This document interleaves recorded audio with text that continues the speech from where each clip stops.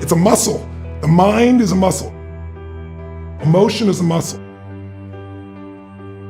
I mean, I think the most powerful muscles are the invisible force muscles. It's your spiritual emotional muscle. So I put my ass on the line regularly so that it grows, and when it keeps growing, then pretty soon the stuff that used to make me crazy, it doesn't touch me. It's not that I'm so great, just I'm well trained. I trained this mind. At my homes, I have these cold plunges, and they're 56 degrees, and the first thing I do is jump in that cold plunge. So there's not a fucking morning where I want to jump in that. I can't remember mornings like, I can't wait to jump in that thing.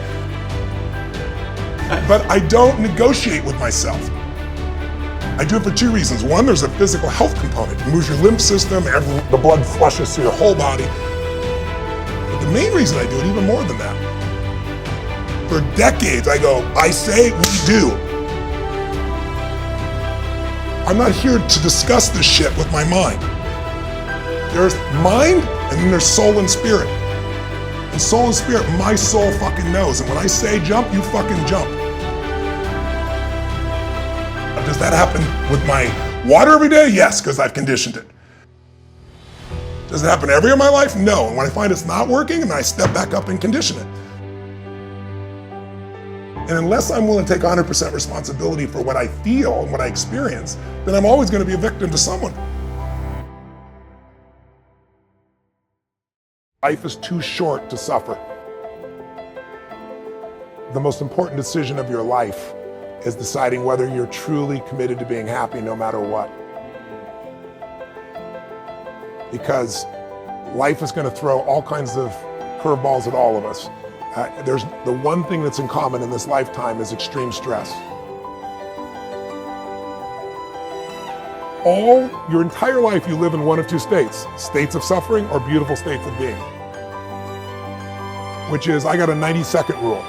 What I decided is within 90 seconds I kill it. And all you have to do is stop expecting and start appreciating.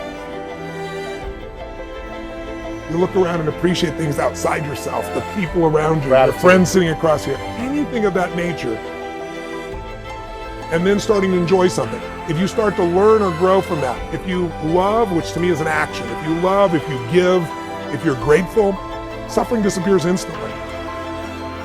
When you get that all suffering is obsession with self, you can snap out of it. But you have to tell yourself the truth. The only suffering is in your mind. It's because this brain is not designed to make you happy. It's 2 million years old. It's designed to make you survive. Happiness is your job. And happiness is a decision, and it's a daily set of practices. Whatever's coming up, I go, this is the mind. I breathe in my heart.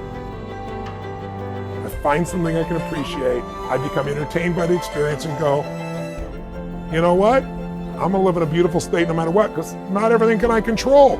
And the things I'm most upset about, they're fleeting anyway, most of them.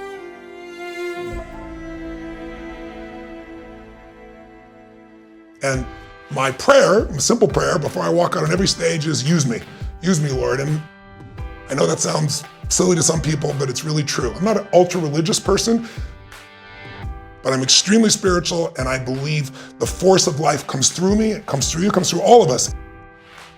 And the only thing that gets in the way is all the beliefs we have of how it's supposed to be, all the expectations we have, and I have them too.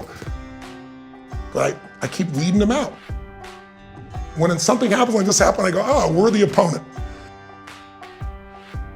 Because in every story of a person's life, they have what they want and desire, and then they have these needs that they're unaware of. You know, character things that need to be developed. And how do those get developed? Well, if what you wanted, you just took action, it happened, you'd be bored, B, you'd never develop spiritually or your character. And so what happens is opponents show up. And the opponent can be you with yourself. The opponent can be somebody close to you that feels like an opponent. It could be an external force. But if you do battle with this, eventually you battle with yourself. I've done battle for 58 years, and I'm gonna keep doing battle the rest of my life, but I'm doing better because I've done battle so often. It's like, why is LeBron James who he is? It's not because he's lucky. You know, everybody say, you know, he's lucky. Shit, he might have certain physical talents. Or Michael Jordan, remember I interviewed him years ago. And I said, what makes you the best in the world? Is it skill? Is it talent? Is it ability? Is it background? Is it training? He said, I didn't even make the high school basketball team my sophomore year. I was cut. He said, what it is every day I demand more from myself than anybody else could possibly expect. I don't compete with other people. I compete with what I'm capable of. It's a muscle. The mind is a muscle. We're all born with muscle, but if it's developed, you trained it. And that means you had to find something that you valued more than your pain. You had to get beyond your pain, or you had to use your pain and say, I'm going to use it to become more. That's what my life's been about.